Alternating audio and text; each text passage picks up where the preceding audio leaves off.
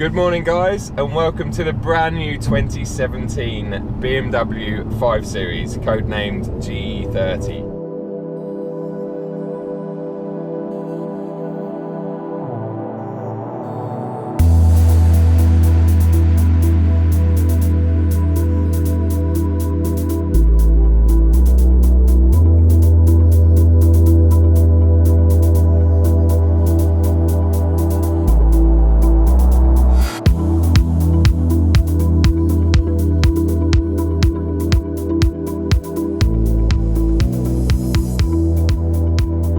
I'm out in the south of Spain. I'm here for the official UK press launch, which has so far been incredible.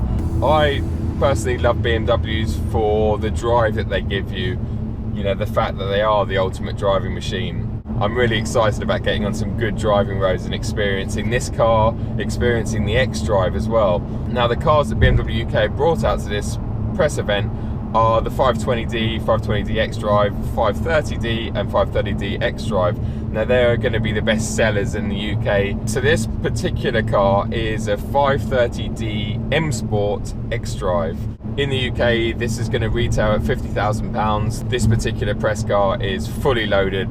I believe it's sitting at about 66 grand. So it's got all the bells and whistles in here. But the standard equipment level that now comes on this G30 5 Series in the UK is incredible. Like, you get full leather interior, you get the Pro Nav system with this incredible screen and all that tech. You get the full digital display, heated front seats. This is even in the SE spec model.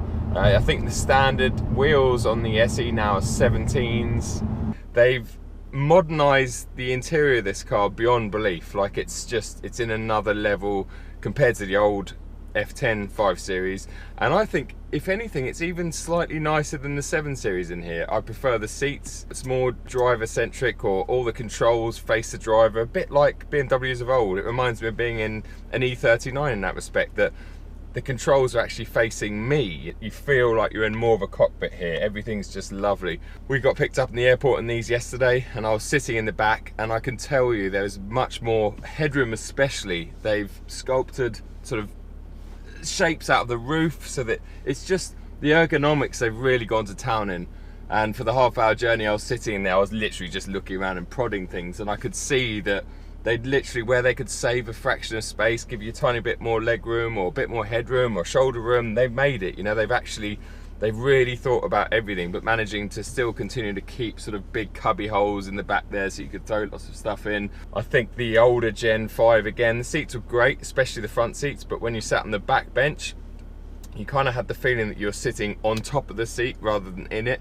And these ones, as you sit down, you just sink a couple of inches, but not in like a soft, soggy way, just in a nice sort of, right, I'm in the car, I'm in the seat and ready to go. And you always get that in front seats. BMWs always have done, they're brilliant, but the rear has suffered until the sort of recent 7 Series, and now in this 5, it's so comfortable back there. It's unbelievable. And the ride back there is amazing. Again, it feels very much like you're in the 7 Series in terms of ride comfort. Sound insulation as well. Sound insulation is amazing. It's got a wind coefficient of 0.22, which is the lowest in this particular segment, and it's just a crazy figure. I don't know many other cars that sort of achieve that figure. I'm not much of a tech head, and I don't know too much about it, so I suggest watching someone like Tim's channel, who's also reviewed this car, obviously. The Driving Assistant Plus option is what is very impressive about this car. The tech guy this morning was basically telling us that this car has not only got a radar, but it's got a very, very intelligent camera, both facing forward. We've got cameras all around the car, in fact.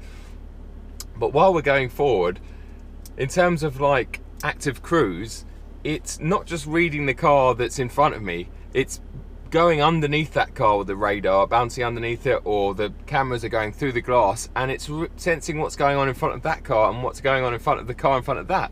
If the roads are well marked, this car will sit in the lane and it will do everything. Up to 30 seconds it will steer itself, and with active cruise control on, it will obviously keep the speed limit going. It will keep your distance, safe distance away from the car in front. For up to about 25 or 30 seconds, this car will do complete autopilot when conditions permit. BMW don't promote anyone to sort of use it as a autopilot. It's not like that. Don't go out and expect this car to drive you to the shops and back without doing anything.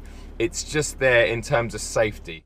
So here we go, co-pilot and active cruise is going to kick in now. I can feel active cruise coming in. In fact, I'm going to back that off a little bit so we get a bit closer to this car. So it's slowing down to the car in front. It's doing everything now. So it's keeping a safe distance from that car in front. If he brakes, this will brake. It's keeping me in the lane completely. As you can see, right-hander, we're now going straight. The car's going straight. It's telling me to put my hands back on the wheel. We'll indicate. I'm not going to touch the accelerator. It's going to accelerate back up to the speed limit. Again, it's found the lanes, so I'll just let go here. Coming over a bridge, no problemo. It's pretty faded here, the lane, so it might not be able to see them. No, it's still picking them up, no problem. But yeah, as I say, it's really good for just those. Got to turn around, talk to the kids for 2 seconds, or you're looking down here for whatever reason, or you're an idiot and you're on your phone for 2 seconds.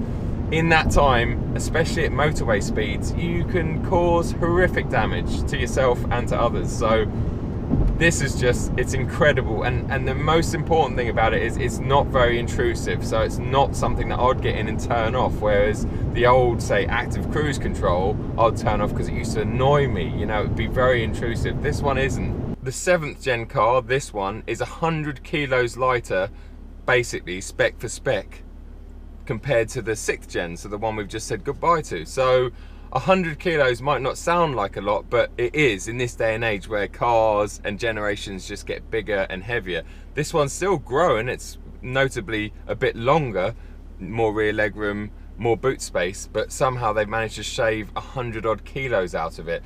And I can feel that on the open road. Obviously the tech's helping me as well, but I can feel that lack of weight. It's got the active Airstream grille, I think that's what it's called, where the sort of front of the radiator that you see, or the grille that you see on the outside, just like they introduced on the 7 Series last year, it's closed when the car's cold or when it's been turned off for, you know, hours or at night or whatever, but it opens up when the engine needs to breathe. So it's a warm day today. I've been driving quite spiritedly, so obviously the grills are opening and letting the air in. But again, when I park it up tonight, they will close and maintain the heat. So if I'm getting back in it in 2, 3, 4 hours, there's still a lot of engine heat in there. When engines are cold, that's when they're most prone to wear or damage. So if they're warm most of the time, then you're going to get a lot less damage in there. The oil works better, everything's lubricated, and you know, so the longevity of the engines alone. Also, they're more efficient when they're warm, and also things like, you know, it's a cold day, you park your car for a couple of hours, you jump back in it,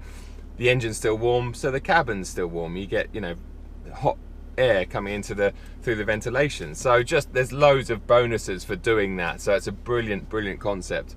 It's not radically different to look at from the outside. It is if you look closely at it, and if you look at the angles and some of the shapes, it's beautiful, but it doesn't look dramatically different. It's unmistakably still a 5 Series to me. It looks to me like a mixture between the F10, the previous 5 Series, and the current 7 Series.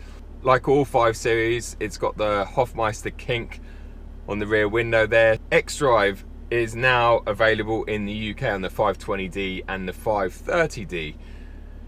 They've done that for a number of reasons, but mostly because the current 3 Series, 20% of last year's sales were xDrives. That showed BMW UK that there was enough demand to warrant building a right-hand drive xDrive version of the 5 Series. And also, more recently, 50% of 7 Series, the new 7 Series that have been sold in the UK, are the xDrive versions. Now, I'm about to attempt to go up that in front of me, which might not come across very steep on the camera, but trust me, it really is. And there's no way you'd get a rear wheel driven BMW up there. So let's see what happens. I'll put the window down so you can hear any slippage that happens.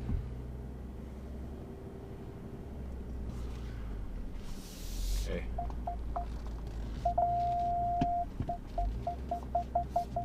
Look at the cameras are sensing that the ground's getting very close. Bit more gas. No problemo, not even a slip anywhere. That was so easy. So it has intelligent voice control, so you can now give the car much easier commands. A bit like Siri, when that first came out, it was okay, but it became a bit annoying and most people turned it off. Whereas I've just purchased the brand new MacBook Pro, and the Siri on that, I can talk like I am at the moment, and it will literally pick up everything. So this car's got similar technology. The voice commands and the way it recognizes your voice is unbelievable. So you can just say things like, take me home or drive me to Malaga. It will understand that. You don't have to destination input or whatever. Like before, you kind of had to talk to it like a robot with little sayings in order for it to understand where you wanted to go, and even then it sometimes wouldn't recognize certain things. Some of the guys that are on this press tour are actual tech guys. They're not even car journalists, they're tech journalists, because these cars are becoming so packed full of tech. But what I want to do now is take the car out for a proper drive, talk about how it handles, talk about the driving characteristics, because as I say, that's what my channel is more about. And I know this isn't a sports car. I think the majority of people that still buy BMWs today buy them because they are such great drivers' cars. So let's put it straight into sports for now. Lock it over to there, into manual. Instantly I can feel how taut the car is. It just feels so tight. And this revs to over 5,000 for a diesel. Unbelievable. See, it feels heavy, but nicely balanced. What we got rolling around here? Pen. Always got something moving around in the cabin. Right, so let's push on a bit here.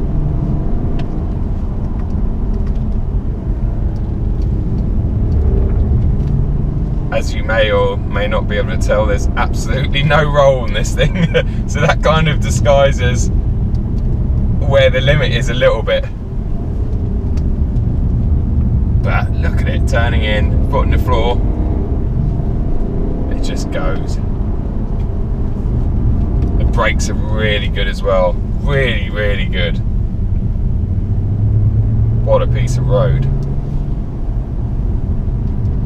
Tarmac's really abrasive as well. Poor tyres. Oh, what a piece of road. And what a car to be doing it in. Let's demonstrate launch control on gravel with xDrive. So this will show you the benefit of having xDrive. So I'm going to turn everything off, hold on the brakes, and off we go. Look at that! Unbelievable! Unbelievable! That launched as though I was on tarmac pretty much. That was unreal.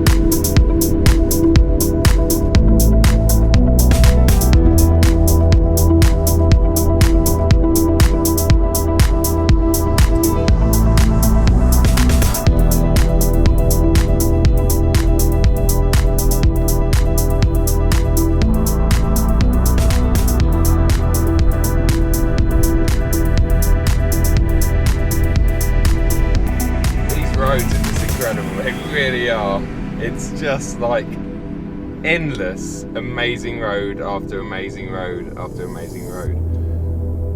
Now, the surface, although it's very abrasive and there's lots of grip out there, I wouldn't say it's a perfect surface, but the ride in this car, even in sports, seems to absorb at least most of the bumps, which is very impressive. Means that mid-corner or when you're near the limit, the car doesn't get unsettled easily, which is a big plus, especially sort of for the UK where our roads are generally sort of terrible. Now all of the 5 Series are fitted with the brilliant ZF 8-speed gearbox.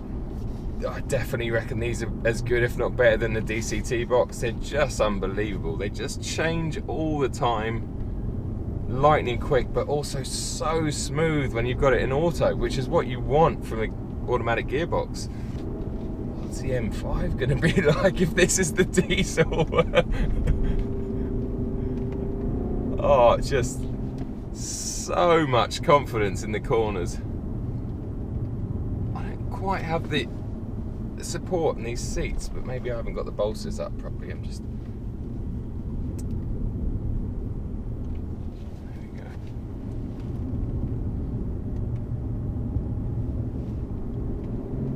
There's no road noise either. This has got the optional 20-inch wheels on it, and I can't hear any tyre noise through the cabin. That's a big change, especially sort of when I jump back in, say, my 1 Series. The difference in wind and tyre noise between, say, the 1 and this 5 is night and day. It's deadly silent in here.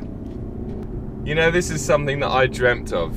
Only sort of a year ago, I'd watch Chris Harris, to name but one, and, you know, other motor journalists going on these amazing press days or press tours, and here I am in the south of Spain in a brand new 5 Series in the most idyllic spot with the most idyllic roads, no traffic, no animals, no people around, just me and the G30.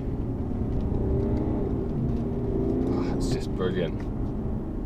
I'm going to put it into adaptive, and in adaptive it will basically adapt to how I'm driving. So if I'm giving it some beans and pushing it in the turns, then it should stiffen up, effectively give me sports. But then if I was to turn onto a motorway and hit cruise control at 120k an hour and sit in a straight line, the car would soften up, the gearbox would throw it into 8th. You get the idea. Unfortunately, with my polarized sunglasses, I can't see the head-up display. Now, it's funny, they give me issues on some head-up displays and not others, but on this one I definitely can't see it at all, and it's a shame because it is an unbelievable head-up display. I think it's something like 60 or 70% bigger than the previous one, so it's huge, and it's got everything on there. It's not complicated, it's very well laid out as you would expect from a BMW. So I've got my current speed, I've got the current speed limit, I've got another sign basically telling me that this is a 2-way road, single lane carriageway each side. I've got my navigation display up there, and I've got sort of when my next turning is going to be on that navigation there.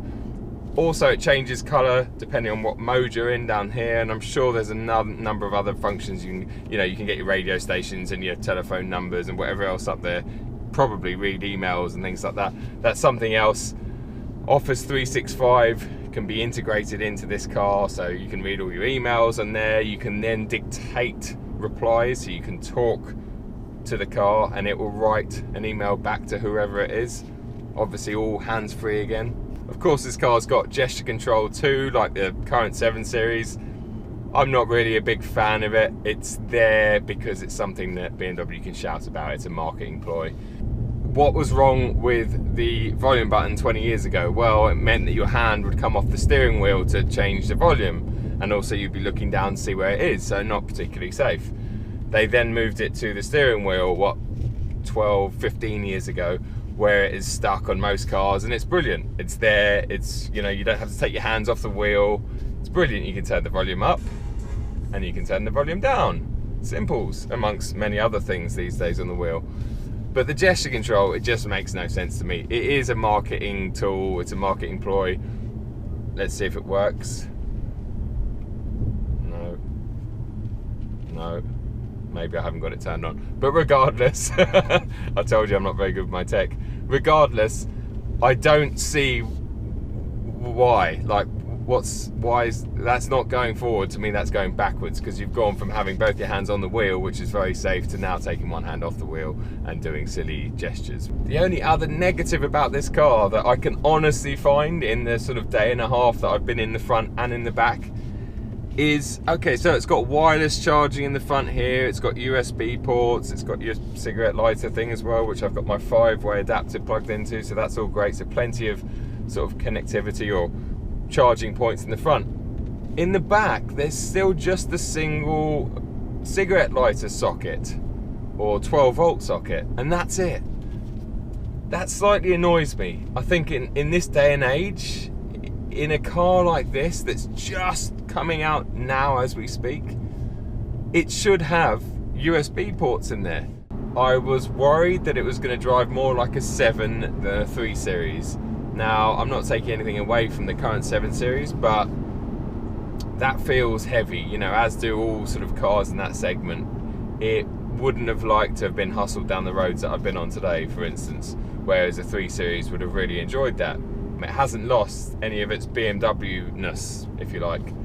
It's still very balanced mid-corner, and this is not only a 5 Series, this is the first xDrive I've ever driven, aside from the sort of X1, X3, X5 cars, which are top heavy and totally different really. I wouldn't say it feels rear wheel driven at any time, but it also doesn't feel front, or it doesn't feel like it's an understeery setup. It just feels very balanced, but when you put your foot on the accelerator mid-corner, it just shoots out of the corner. Being xDrive, it does sit up a little bit higher, so it's sitting, I think it's about 20 mil higher than the standard or the regular car. So I would quite like to try the 2-wheel drive car. It's obviously going to be lighter as well. Now, I didn't get to try the 520D, which is undoubtedly going to be the UK's biggest seller. I've driven the previous 520D and I've driven that engine in 3 Series, etc. as well, and it's a fantastic lump. It's a little bit sort of diesel-y in sound. You know, it's a 4-pot diesel, so you can't expect much better, but it does a very good job. I think it's rated at about 190 brake now, and probably returns around 60 mpg, maybe 55 realistically. If you've got the money, I really urge you to buy the 530D, because although it's still a diesel unit, those 6 cylinders, it sounds great, and the punch this thing's got, it also is, I reckon in real life it's just as efficient, especially if you're a spirited driver. You know, you'll be ragging the 520, whereas this just, you can rely on the torque, and it's a lot more relaxed when you're pushing on, unless you're really pushing on. Then you can rev it right out to over 5, as I've discovered earlier on. It's unbelievable for a diesel engine to be able to do that. Guys, thanks a lot for watching. I hope you enjoyed this video. Please make sure you're subscribed and give us a thumbs up. Also, leave any comments below and I will try and get back to you as soon as possible. That's me from sunny Spain signing off. I'll speak to you soon. Cheers.